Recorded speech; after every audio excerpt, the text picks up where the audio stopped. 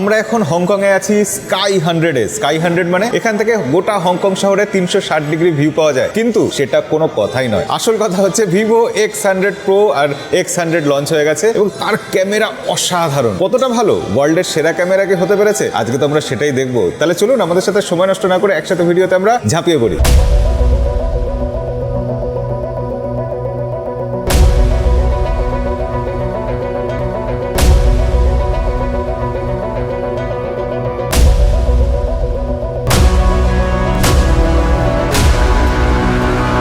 জনতা আমাদের সাথে আছে, এই স্লোগানটা নতুন শিখেছি আর কি। মানে আপনারা আমাদের সাথে যেরকম আছেন ঠিক সেরকমই ভিভোর সাথে রয়েছে জাইস লেন্স। এমনিতেই ভিভো X100 আর X100 Pro এই দুটো ফোনে যে ক্যামেরা মডিউলটা দিয়েছে সেটা দেখলে এটাকে ফোন মনে হচ্ছে না, এটাকে একটা ডিএসএলআর ক্যামেরা বলেই মনে হচ্ছে। এই ডিএসএলআর ক্যামেরাটার সাথে একটা ফোন ফ্রি আছে। আসলে আজকে আমরা বলবো এই বিশেষ ক্যামেরার বিশেষত্ব, 4-5টা এমন বিশেষত্ব বলবো না, শুনলে তাক লেগে যাবে। জাস্ট আমিও একটু আগে চেয়ার থেকে উল্টে পড়ে গেছিলাম, এই সবে উঠে বসেছি।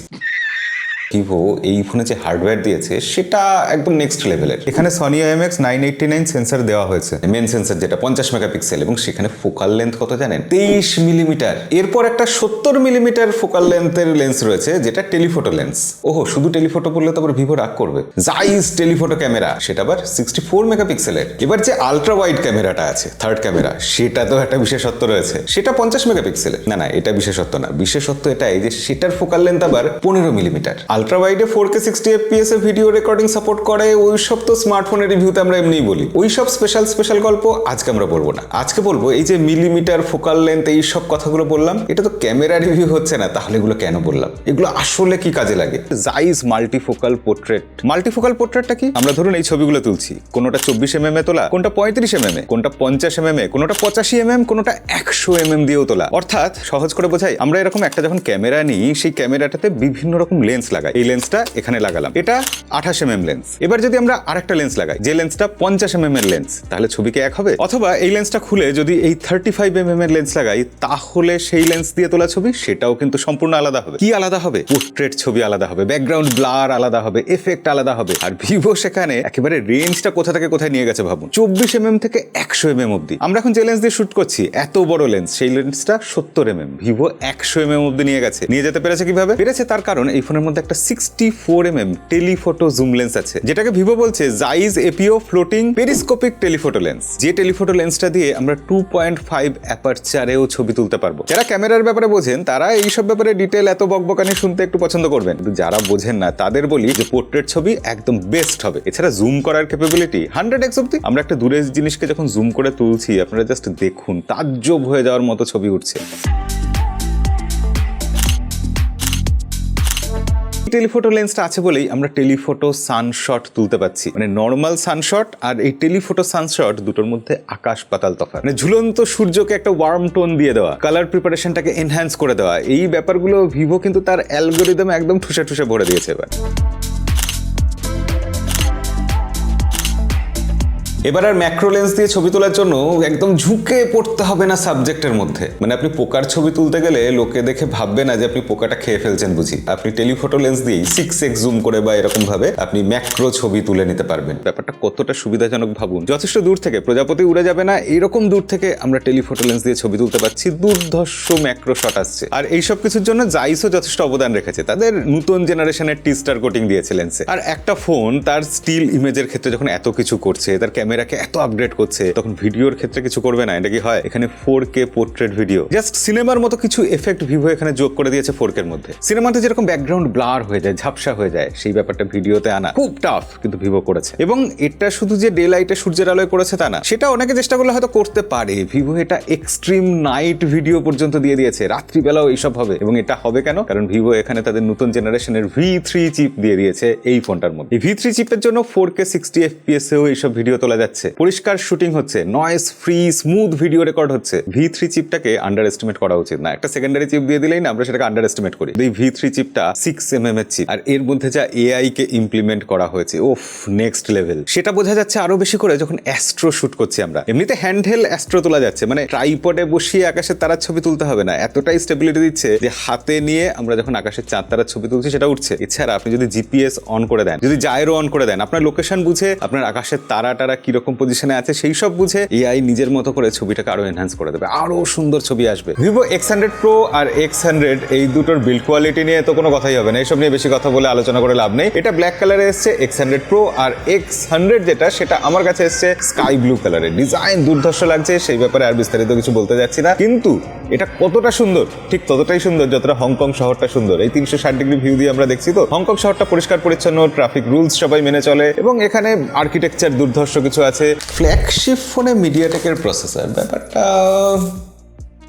আমিও এরকম ভাবতাম, কিন্তু হলো কি জানেন, এই দুটো ফোন ভিভো X100 আর X100 Pro এতে প্রসেসর কিন্তু দুটোতে একই আছে, মিডিয়াটেক ডায়মেনসিটি 9300 প্রসেসর, আর যেটা দিয়ে AnTuTu স্কোর এসেছে, বেঞ্চমার্ক স্কোর এসেছে 21 লাখেরও বেশি। পারফরমেন্স কেমন করছে, গেম কেমন চলছে, চলুন সেগুলো এবার দেখি। ডায়মেনসিটি 9300 এই চিপটা দিয়ে যখন ভিভো X100 Pro ইউজ করলাম, আমার ধারণাটা পুরোপুরি বদলে গেল। এই প্রসেসরে 4টে সুপার কোর আর 4টে লার্জ কোর আছে, যার ফলে পিক পারফরমেন্স যে জিনিসটা সেটা পেতে কোনো সমস্যা হচ্ছে না। G720 জিপিইউ আছে, যার ফলে 35% এই পিক পারফরমেন্সটা বেড়ে গেছে, আর ব্যাটারি এফিসিয়েন্সি বেড়েছে সেটা 10-20 না একেবারে 30% বেড়ে গেছে, আর এপিইউর জন্য পারফরমেন্স ইনক্রিজ হচ্ছে 220%। হ্যাঁ 220%। আর এই প্রসেসরে রয়েছে 10 MB সিস্টেম ক্যাশ মেমোরি। মানে এইসব টেকনিক্যাল কথাবার্তা শুনতে খুব বোরিং লাগতে পারে, কিন্তু এই ব্যাপারগুলো এই প্রসেসরটাকে না একদম ইউনিক, অন্যরকম বানিয়ে দিয়েছে, যার ফলে মিডিয়াটেকের প্রসেসর, যে মিডিয়াটেককে আমরা কিছুদিন আগে হেলাফেলা করতাম, সেই প্রসেসর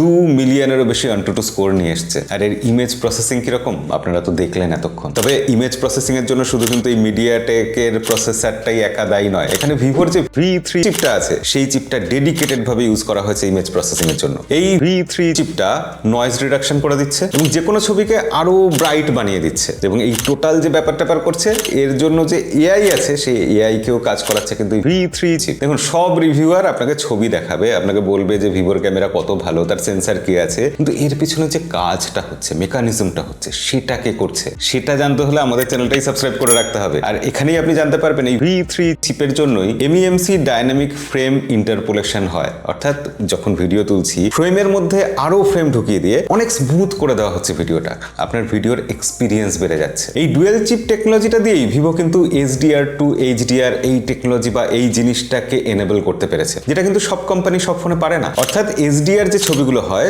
সেগুলোকে আরো এনহ্যান্সড ভাবে আপনার সামনে পেশ করবে, ডিসপ্লে করবে। আর এই ডিসপ্লের প্রসঙ্গে মনে পড়লো যে এখানে 3000 নিটস পিক ব্রাইটনেস আছে। কার্ভ ডিসপ্লে ফোন আজকাল বিরল হয়ে যাচ্ছে, সত্যি হাতে ধরতে ভালো লাগে, দেখতে ভালো লাগে। কার্ভ ডিসপ্লে ফোন ইউজ করার মজাটাই আলাদা, এটাকে ওকে ব্যাখ্যা করে বোঝানো যাবে না। কিন্তু তার সাথে যদি থাকে 120 হার্টজের ultra high refresh rate, P3 colour gamut ইত্যাদি ইত্যাদি অনেক সব বিশাল বিশাল স্পেসিফিকেশনস, আমি এখানে লিখে দেবো বরঞ্চ, ওইসব বলে সময় নষ্ট করে লাভ নেই। তবে আগের বারের থেকে ভিভো X90 Pro এর থেকে X100 Pro তে ডিসপ্লেতে যে চিন বেজেল আছে এই জিনিসগুলো কিন্তু আরো কমে গেছে, মানে আগেরবার ছিল না এবার আরো নেই। আর এই ফোনেই কিন্তু ভিভো প্রথম V Pro মোশনটা অ্যাডাপ্ট করেছে, এর আগের কোনো ফোনে কিন্তু ভিভো সেটা দেয়নি। কিন্তু এই যে এতক্ষণ ধরে এত কিছু বলে আসলাম, এই এত হার্ডওয়্যার, এত জিনিসপত্র, এত কিছু এখানে ভর্তি করা হয়েছে, এগুলো চালানোর জন্য তো পাওয়ার দরকার। সেই পাওয়ারটা দেবে কে? আজকাল দেখেছি আমরা মোটামুটি ফ্ল্যাগশিপ ফোনে স্ট্যান্ডার্ড 5000 mAh অব্দি ব্যাটারি পাওয়া যায়, ভিভো এখানে দিয়ে দিয়েছে 5400 mAh ব্যাটারি। যদিও ভিভো X100 এ 5000 mAh আছে, নন প্রো বলে এখানে কম ব্যাটারি দিয়েছে এমন নয় কিন্তু। এবং এই এত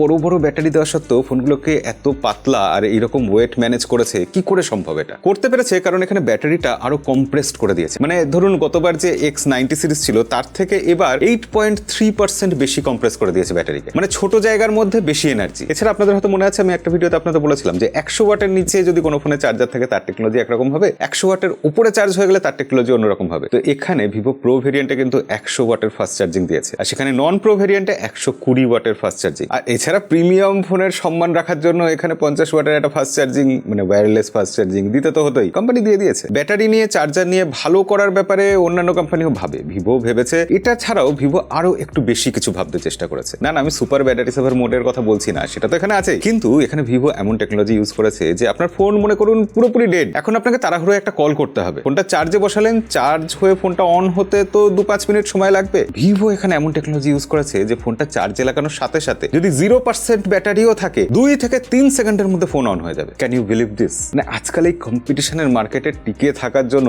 কোম্পানিগুলো যে কি করছে ভাবা যায়। ওকে, হার্ডওয়্যারের কথা তো প্রচুর হয়ে গেল, এবার একটু সফটওয়্যারের কথা বলে নি। অবভিয়াসলি FunTouchOS 14 আছে, Android 14 আছে, লেটেস্ট সবকিছু তো দেবেই একটা ফ্ল্যাগশিপ ফোনে, সেটা ঠিকই আছে। কিন্তু আমরা বরাবর দেখেছি যখন কোনো ওএস এর মধ্যে বেশি ফিচার থাকে তখন সেটা স্লো হয়ে যায়। আবার ওএস কে স্মুথ করার জন্য অনেক কোম্পানি তাদের ফোনে ফিচার খুব একটা দেয় না, একদম ভ্যানিলা ফ্লেভারের একটা ওএস দিয়ে দেয়। ভিভো কিন্তু এই ব্যালেন্সটা খুব সুন্দর মেনটেন করেছে ইদানিং FunTouchOS এর ক্ষেত্রে। সেই FunTouchOS, বুঝতে পারছেন, এখন এটা স্মুথ আর এক্সট্রিম এক্সপিরিয়েন্স দিচ্ছে, অথচ তার সাথে সাথে আমাদের কতটা ফ্লেক্সিবিলিটি দিয়েছে। আমি দেখলাম এখানে 3খানা ক্লক মোড রয়েছে, 8খানা ফ্রন্ট মোড রয়েছে, মানে নানা রকম ভাবে আমরা এর যে ফন্ট আছে সেই ফন্টকে চেঞ্জ করতে পারবো। অ্যালবাম এনক্রিপশন রয়েছে, আপনার পছন্দ মতো যে ছবিগুলো নিজের পার্সোনাল ছবি সেগুলোকে এনক্রিপ্ট করে রাখতে পারবেন। ইভেন সেটা এমন এনক্রিপ্ট হবে আপনি যখন স্ক্রিন মিরর করবেন অন্য কারোর ফোনের সাথে বা টিভির সাথে, তখন আপনার যদি কোনো কল আসে, কোনো নোটিফিকেশন আসে, অর্থাৎ পার্সোনাল যা কিছু হবে সেগুলো কিন্তু এই মিরর ইমেজে দেখাবে না। এমনি সবকিছু চলবে, ভিডিও চালাচ্ছেন, অ্যালবাম দেখাচ্ছেন, সব দেখা যাবে, কিন্তু পার্সোনাল কল আর নোটিফিকেশন আসবে না। এমনকি আমি আরেকটা জিনিস দেখলাম, এই ডিসপ্লেটা এখন 60 হার্টজে সেট করা। এই 60 হার্টজে যখন আমরা ডিসপ্লেটা চালাচ্ছি, স্ক্রল করছি, এত স্মুথ লাগছে কেন? 60 হার্টজ মনে হচ্ছে না, মনে হচ্ছে 90 বা 120 হার্টজ। ভিভো আসলে এখানে ডিসপ্লে ফ্লুয়েন্সি বাড়িয়ে দিয়েছে প্রায় 19% মতো, যার ফলে 60 হার্টজেও ভিজুয়াল এক্সপিরিয়েন্সটা একদম লাজবাব হচ্ছে। এছাড়া র্যাম সেভার, পিওর ব্যাকগ্রাউন্ড, অ্যাপ রিটেনার, মানে কত ফিচারের কথা বলবো। FunTouchOS নিয়ে ভিভো কাজ করেছে। এটা আপনারা যদি কেউ ব্যবহার করে থাকেন অবশ্যই কমেন্ট করে বলে যাবেন যে আমি ঠিক বলছি কিনা। অবভিয়াসলি বুঝতেই পাচ্ছেন এই ফোনটা দুটো কালারে এসছে। এটা তো দেখতে আমার খুবই ভালো লাগছে, বেশ একটা মহাকাশের ফিলিং আসছে, কিন্তু তার সাথে সাথে এই কালারটাও কিন্তু কোথাও পিছিয়ে থাকবে না। দুটো ফোনই এই দুটো কালারে পাওয়া যাচ্ছে, প্রো আর নন প্রো ভেরিয়েন্ট, এবং এটা সেল খুব শিগগিরই শুরু হচ্ছে। কবে, কি ব্যাপারে বিস্তারিত, কত দাম হচ্ছে, সবকিছু আমি ডেসক্রিপশনে লিংক দিয়ে দেবো, সেখান থেকে ক্লিক করে জেনে নেবেন। এবং শুধু আমার ভিডিও না, যারা ইউটিউবাররা এই ভিভো X100 সিরিজের ভিডিও বানিয়েছে না, তাদের প্রত্যেকের ভিডিও গিয়ে দেখবেন প্রত্যেকে এক বাক্যে স্বীকার করেছে যে ভিভো এবার ক্যামেরাতে সত্যি স্পেশাল কিছু করেছে। তো এই ছিল ভিভো X100 আর X100 Pro। কেমন লাগলো এই দুটো ফোন আপনাদের অবশ্যই কমেন্টে লিখে জানাবেন। তবে হ্যাঁ, এই দুটো ফোনের ব্যাপারে কনক্লুশনে যদি বলতেই হয়, বলবো হ্যাঁ খুব ভালো ফোন, তবে বেস্ট ফোন কিনা সেটা বলার জন্য কম্পারিজন ভিডিও দেখতে হবে, সেটা আসবে আমাদের চ্যানেলে। তার জন্য আমাদের চ্যানেল সাবস্ক্রাইব করে রাখবেন। এই ফোনগুলোর দাম যা, পয়সা উসুল ফোন তো বলা যাবে না, এবং পারফেক্ট ফোনও বলা যাবে না, কিছু এদিক ওদিক 19-20 ব্যাপার স্যাপার আছে। তো সব মিলিয়ে ভিভো X100 আর X100 Pro আমার খুবই ভালো লেগেছে। নতুনত্ব খুব বেশি কিছু না থাকলেও আছে অনেক কিছু, যদি একটু নজর করেন, খেয়াল করেন, বুঝতে পারবেন। আপনি ফোন কিনুন বা না কিনুন, এর ব্যাপারে আরো বিস্তারিত জানার জন্য অবশ্যই ডেসক্রিপশনের লিংক চেক করবেন। আর আজকের ভিডিও ভালো লাগলে অবশ্যই লাইক টাইক করে দেবেন, শেয়ার করবেন, কমেন্ট করবেন। দেখা হবে পরের ভিডিওতে। আজকের মতো বিদায়।